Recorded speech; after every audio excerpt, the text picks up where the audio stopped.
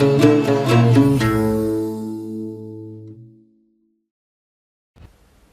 kardeşlerim, Allah niyetlerimize derinlik ihsan eylesin. Sonra da amellerimize göre değil, niyetlerimize göre bize muamelede bulunsun.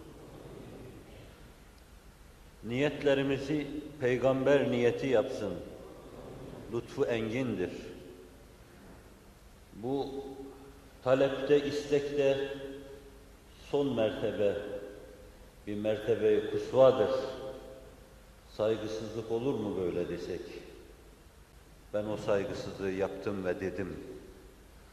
Allah niyetinizi, niyetimizi Enbiya'nın niyeti kadar derin yapsın. Ve sonra da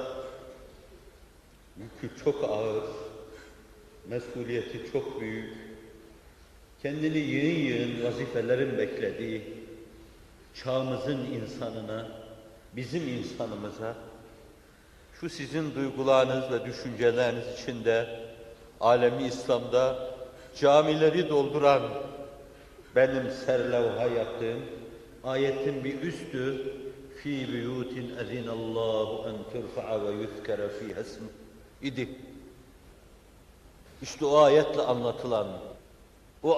anlatılan mekanlar, o mekanlara şeref getiren mekinler, o mekanları şereflendiren insanlar, onları bekleyen yığın iş var.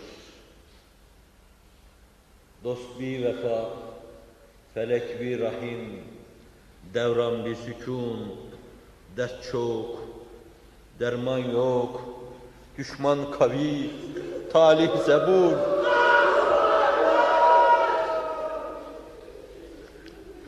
Dört bir yanda söndürülecek nifak ve çıkak ateşleri yandırılıyor.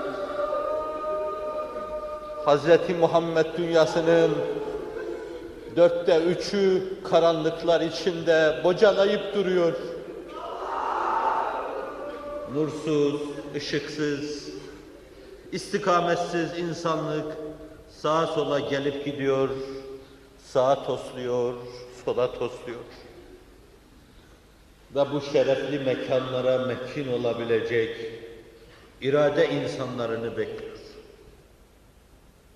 Ukba kendisine ait bir sürü çözülmesi gerekli olan meseleleriyle, dünya kendisine ait çözülmesi beklenen bir sürü meseleleriyle, gönüller kendilerine ait çözülmeyi bekleyen meseleleriyle irade insanlarını bekliyor.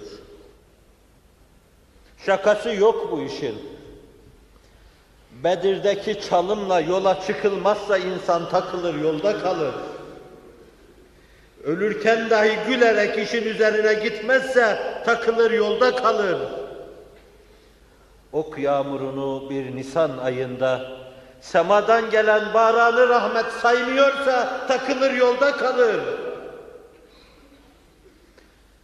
Yıldırmayacak kandan irinden deryalar, yıldırmayacak yolların sarklılığı. Ne yapalım, talih kader bize gülmedi, yollar yıkıldı, köprüler harap oldu, dolu yağdı, sel oldu, bahçeler bozuldu, bağlar viran oldu. Mazeret değil bunlar. Önemli olan mesele karanlıkta ışık cilvesi göstermek. Yoklukta varlık cilvesi göstermek. Allah Celle Celaluhu sizi teyit ediyor ya, yetmez mi? Resulullah sizin arkanızda yetmez mi? Ruhaniler sizin arkanızda yetmez mi? Siz bir devirde Hz. İbrahim, Hz. Musa, Hz.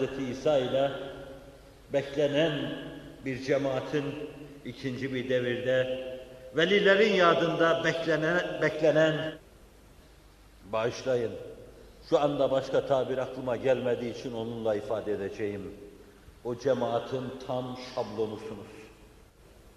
Bu size yetmez mi? Yetmez mi ki Hz. Muhammed'den bu yana gelen herkes sizi müjdeledi? Deccal'ın alevlerini söndürecek, küfrü, ilhadı ve inkarı ters yüz edecek, nifakın, şikakın oyununu bozacak, fendini bozacak ve şu karanlıklara dur diyecek. Perde perde dünyayı saran karanlıklara dur diyecek. Benim okuduğum ayetten 2 ayet hemen arkada. اَوْ كَظُلُمَاتٍ ف۪ي بَحْرٍ لُجِّيٍّ يَغْشَاهُ مَوْجٌ مِنْ فَوْقِ مَوْجٍ سَحَابٌ ظُلُمَاتٌ بَعْضُهَا فَوْقَ بَعْضٍ. Korkunç bir derya. Deryada dalgalar alabildiğine amansız ve imansız. Ve bir tek dalga kıran yok. Siz elinizdeki yelkenlerinizle bu sonsuz deryada bir yere doğru yelken açmış gidiyorsunuz. Üst üste karanlık. Bir bulut, bulutun üstünde bir bulut daha. O kadar ki parmağınızı gözünüze götürseniz görmeyecek. İşte birkaç asırdan beri gelip üst üste yığılan bu karanlıklar, onlara adab-ı erkan öğretecek yiğitler bekliyor. Karanlığın fendini bozacak yiğitler bekliyor. Ona yeni bir yol, yeni bir yöntem öğretecek yiğitler bekliyor. Yolu beklenen o yiğitler gelin siz olun. Siz olun, biz olalım. Allah'ın inayetinden beklenebilir, uzak değildir. Uzak değildir karıncaya Firavun'un sarayını harap ettiren Allah'ın kudretinden. Uzak değildir koskocaman bir Nemrud'u bir sinekle, bir mikropla yere seren Allah'ın kudretinden. Uzak değildir çölde bitirdiği bir gülle bütün çölü gül bahçesi haline getiren Allah'ın kudretinden. Zaten siz o uzak olmayan şeyin emaresi bulunuyorsunuz. Ama iradelerinizi bir kere daha gözden geçirin. Güçlerinizi bir kere daha bileyin ve gözden geçirin. Sizi bekleyen vazifeler adına bir kere daha hesaplarınızı gözden geçirin. Yeniden bir iş kuruyor gibi, bu iş adına fizibilitenizi yeniden bir kere daha gözden geçirin. Ve Allah'ın inayetiyle, Kur'an'ın sözüyle ifade edeyim. فَشَاوِرْهُمْ فِي الْأَمْرِ فَاِذَا عَزَمْتَ فَتَوَكَّلْ عَلَى اللّٰهِ. İşi düşünerek, görüşerek, üzerinde müşavereler açarak, meşveretle aydınlığa kavuşturarak, inceden ince elden geçiriniz. Bir kere de azmetti mi Allah'a tevekkül olunuz. Allah, iman ve Kur'an düşmanlarının hakkından gelecek ve kader sizin yürüdüğünüz yollara su serpecektir. Çokları takılıp kalacaktır. Güçler ve kuvvetler bu maratonda takılıp kalacaktır. Ama umulmayan kimseler gidip ipi göğüsleyecektir. Beklenmedik şekilde. Çünkü bu iş onun kudretiyle şimdiye kadar hep beklenmedik şekilde zuhur etmiştir.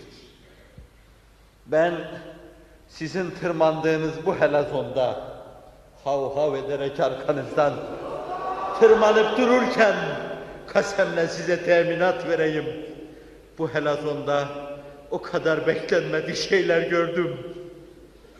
Gözüm açıp bir gördüm. Size tarif eden bir Felekler burcuna çıktım.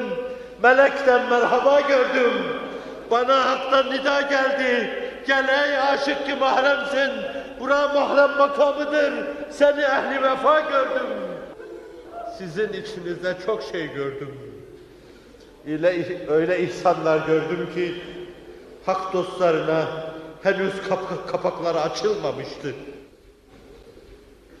Zarfının üzeri bantlanmış gibi zarflar içinde size gelen ihsanlara şahit oldum.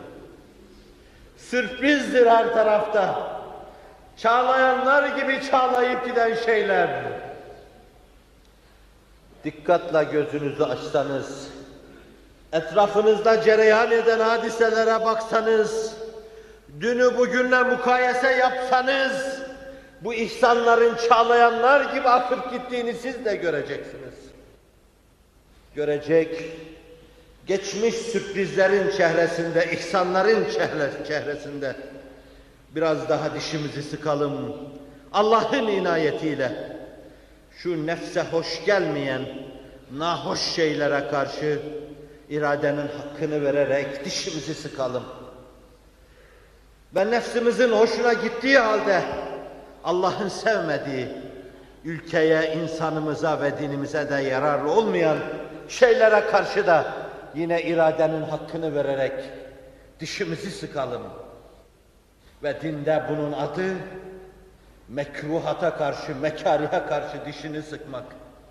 Dinde bunun adı sizin sevdiğiniz, cibilliyetiniz itibariyle zaaf gösterdiğiniz, istediğiniz halde Allah'ın istemediği şeylere karşı dişinizi sıkıp dayanmanız.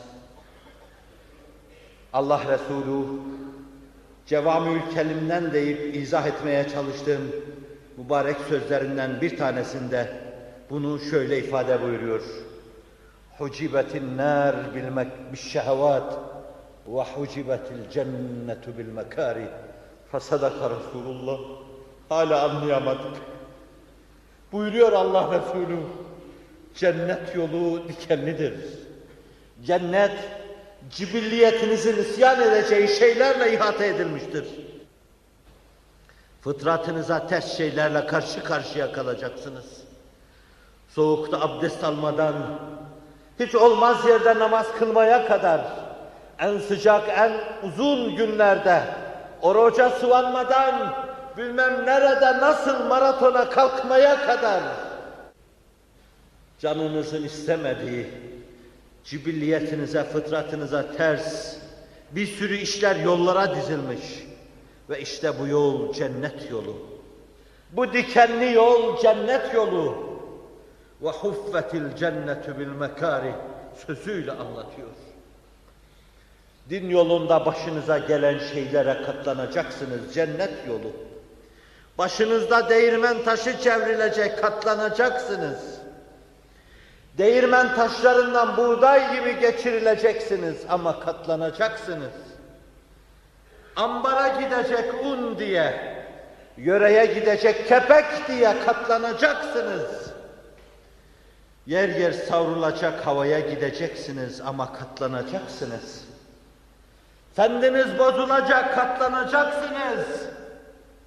Tekerleğinizin önüne taş çıkacak, katlanacaksınız. Tümsekler tümsekleri takip edecek, katlanacaksınız. Katlanacaksınız, zira cennet yolu bu. Eğer o işin başka bir yolu olsaydı, duası yere düşmeyen, ağzından çıkan lal-ü güher gibi kelimelerle dua, daha ağzından çıkarken, arş-ı azamı ihtizaza getiren, titreyişe getiren, Hz. Muhammed Mustafa o kolay yolu araştırırdı. Vaka kolayı araştırmıştı. O mübarek cennete, nimetlerinin derinliğinde o mübarek cennete göre çekilen şeyler yine azdır. 30'u uykuda geçen 60 senelik bir hayat sizden isteniyor. Her gün sadece 1 saat isteniyor. Belli bazı saatlerinizi, dininizi ihyaya tahsis etmeniz isteniyor. Ve bunun karşılığında size bir ebedi mutluluk vaat ediliyor. Pazarlık budur. Pazarlığa canlar kurban olsun. Elin biri sizin elinizse uzattığınız el, öbür taraftan pazarlığa uzanan el Allah'ın elidir. Ve onu innallâhe işterâ minel mu'minîne enfusehum ve emvâlehum be enne lehumul cennet sözüyle Allah ifade etmektedir.